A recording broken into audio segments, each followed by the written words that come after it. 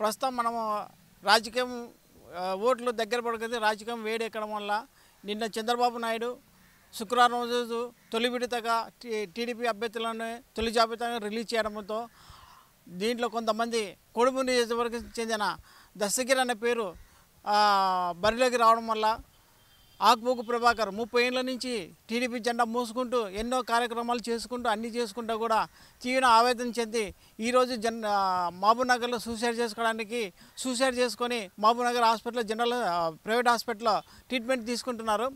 ప్రస్తుతం చంద్రబాబు అరెస్ట్ అయినప్పుడు కూడా పల్లెకి తిరిగి కార్యక్రమాలు తిరిగి ధర్నాలు నిరాదీక్షలు అన్నీ చేసినా కూడా ఈరోజు ఆకుపోగు ప్రభాకర్కి టికెట్ రావడం వల్ల ఆయన చీరన్న మనస్తాపం చెంది ఈరోజు మహబూబ్నగర్లో సూసైడ్ చేసుకోవడం జరిగింది. వాళ్ళ భార్య వచ్చేసి పార్టీ జెండా మోసినందుకు గాను చంద్రబాబు నాయుడుకు మాకు మంచి గిఫ్ట్ ఇచ్చారు, కానీ ఇప్పుడు కన్నా కొమ్మలు మునిగిపోయింది ఏం లేదు, మరి ఇంకొకసారి సిటీ విషయంలో పునరుద్ధానం చేయమని చెప్పి వాళ్ళ భార్యగా కోరుతున్నది. కానీ మా భర్త చనిపోవడం వల్ల మేము 3 ఆడపిల్లలం ఉన్నాము, మేము రోడ్డు మీద పడతాము కాబట్టి మాకు ఏదైనా కూడా మా భర్తనే మాకు ముఖ్యము.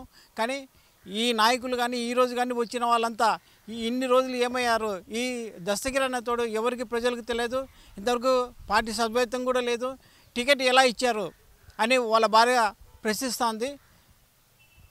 అలాగే రాబోయే ఈ ఎలక్షన్లలో కానీ ఇంకొక దాంట్లో కానీ చురుకుకు పాల్గొనే ఆకుపోగు ప్రభాకర్కి ఎంతో పాలేరు ఉన్నా కూడా ఈరోజు దస్తగిరి అనే వ్యక్తికి ఏమీ కూడా లేదు, కానీ అలాంటి వానికి టికెట్ ఇవ్వడం వల్ల మనస్తాపం చెందాడు. ప్రస్తుతం మనం ఈ జరగబోయే ఎలక్షన్లకి బరిలోకి ఎవరు ఉంటారు అనేది వేసి ఉండాల్సిందే. కర్నూలు నుంచి కుమార్, కెమెరామెన్ చాంద్ భాష. గారికి నమస్కారాలు అన్న.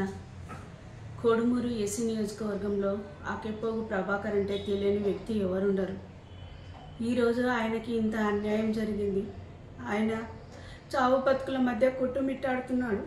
మా పరిస్థితి ఏంది? చంద్రబాబు నాయుడు గారు మిమ్మల్ని నమ్ముకొని పార్టీ జెండాను మోసిన వ్యక్తికి మీరిచ్చే ఫలితం ఏదైనా?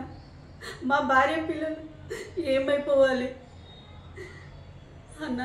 దయచేసి మీరు మరొకసారి టికెట్ విషయం గురించి పునరాలోచించండి. ఆయన ఇంత ప్రెజర్కి తట్టుకోలేక టికెట్ వస్తుందని ఆశపడి టికెట్ రాని పక్షంలో అది బొగ్గుల దస్తగిరి ఎవరో తెలియదు, ఏ కార్యక్రమాలు చేయలేదు, అటువంటి వ్యక్తికి టికెట్ ప్రకటించడం వల్ల బాధకు వేదనకు గురై మందు తాగినాడన్న. ఇప్పుడు ఆయన లేకపోతే నాకు 3 ఆడపిల్లలు, మా పరిస్థితి ఏంటన్నా? ఒక్కసారి ఆలోచించండి. ఆయన ఏ తప్పు చేసినాడన్న? మీరు ఇంత శిక్ష విధించినారు. ఎన్నిసార్లు 3 సార్లు టికెట్ పోయినా కూడా మేము బాధపడలేదన్న. ఈసారి ప్రాణం పెట్టి పని చేసినాడు. మీరు ఎందుకు ఈ విధంగా ఆలోచించినారు అన్న? మీరు 53 రోజులు అక్రమ నిర్బంధంలో ఉన్నప్పుడు ఈ నాయకులు ఏమైనారన్న? మా ఆయన మాత్రమే ప్రతి మండలంలో ఉన్న ప్రతి కార్యకర్తను పోగు చేసి నిరాహార దీక్షలో రోడ్డు మీద పడ్డాడన్న. మీకోసం ఫైట్ చేసినాడు.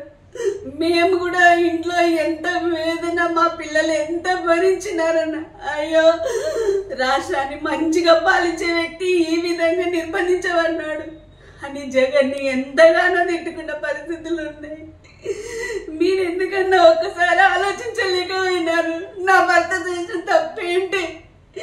నా భర్త ఎందుకు మీరు ఇంత వేదనకు గురి చేస్తున్నారు? పార్టీ కోసం పనిచేస్తుందిక 30 సంవత్సరాలుగా ఒకే పార్టీలో నిజాయితీగా పనిచేస్తుందికి మా ఆయనను మీరు పక్కన పెడతారా? ఒక్కసారి నియోజకవర్గంలో ఉండే ప్రజల గురించి మీరు ఆలోచించినారా అన్న? ప్రతి కార్యకర్త ఇప్పుడు బాధపడుతున్నారు. ప్రతి కార్యకర్తకి మీరు ఏం చెప్తారన్న? విష్ణు అనే ఒక వ్యక్తికి నీ పార్టీ కార్యక్రమాలు చేసినాడా? ఎంతసేపు ఉన్న విష్ణు వర్గం విష్ణు ఆదేశానుసారిగా అంటారు. మా ఆయన చంద్రబాబు నాయుడు ఆదేశాల కోసం పనిచేసినాడు. మీరు ఇచ్చే ప్రతి కార్యక్రమాన్ని విజయవంతం చేసినాడు. మీరు మాకు ఇచ్చే శిక్ష ఇదే అన్న. ఒకసారి ఆలోచించండి ప్లీజ్ అన్న, ఒక్కసారి ఆలోచించండి. కార్యకర్తల మనోభావాల మీద వాళ్ళు కూడా నాశనం అయిపోతారన్న పక్క చూపులు చూస్తున్నారు ఇప్పుడు. దయచేసి ఒక్కసారి ఆలోచించి మా ఆయనకి టికెట్ని అయ్యండి అన్న, ప్లీజ్ అన్న. లోకేష్ గారికి కూడా తెలుస్తున్నామన్నా. అన్న, మీరు ఆడబిడ్డల ఆవేదనని మీరు గుర్తిస్తారనుకున్నా, కానీ ఆడబిడ్డలు నమ్ముకు నలుగురు బిడ్డలు మీరు ఏం చెప్తారన్నా? మీరు నాకేం చెప్తారు? నా భర్త ఇప్పుడు చౌబతుకుల మధ్యలో ఉన్నాడు. నా భర్తకి మీరు ఏమి హామీ ఇస్తారు? నా భర్త అయిన తర్వాత మేము ఎట్లా బతకాలి? మీరు ఒకసారి ఆలోచించండి అన్న. కరెక్ట్, నా భర్తకి మంచి హెల్ప్ చేయండి. నా భర్తకి టికెట్ అనుగ్రహించండి అన్న, ప్లీజ్. ఇది ఒక్కటే మిమ్మల్ని కోరుకుంటున్నాను అన్న. మీరు ఇస్తారని ధైర్యంతో ఉంటున్నామన్నా.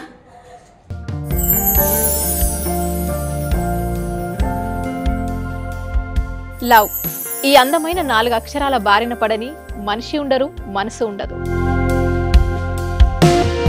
ఈ లవ్ కొంతమంది జీవితానికి సరిపడా మధురమైన అనుభూతులను అందిస్తే, మరికొంతమందికి జీవితాంతం వెంటాడే చేదు జ్ఞాపకాలను మిగిల్స్తుంది. లైలా మజ్ను, పార్వతీ దేవదాస్, ఈ 2 కథల్లో మజ్ను లైలా ప్రేమ కోసం ఎంత పరితపించాడో విన్నాం. దేవదాస్ పార్వతి ప్రేమ కోసం ఎంత పిచ్చోడయ్యాడో చూసాం. కానీ లైలా మజ్ను ప్రేమ కోసం ఎంత ఆరాటపడిందో మనం ఆలోచించలేదు. దేవదాసు దూరమయ్యాక పార్వతి పరిస్థితి ఏంటో మనం అర్థం చేసుకోలేదు. ప్రేమ నుండి పెళ్లి వరకు వెళ్ళలేకపోయినా ఎంతో మంది అమ్మాయిల బ్రేకప్ స్టోరీస్తో మీ లవ్ టుడే.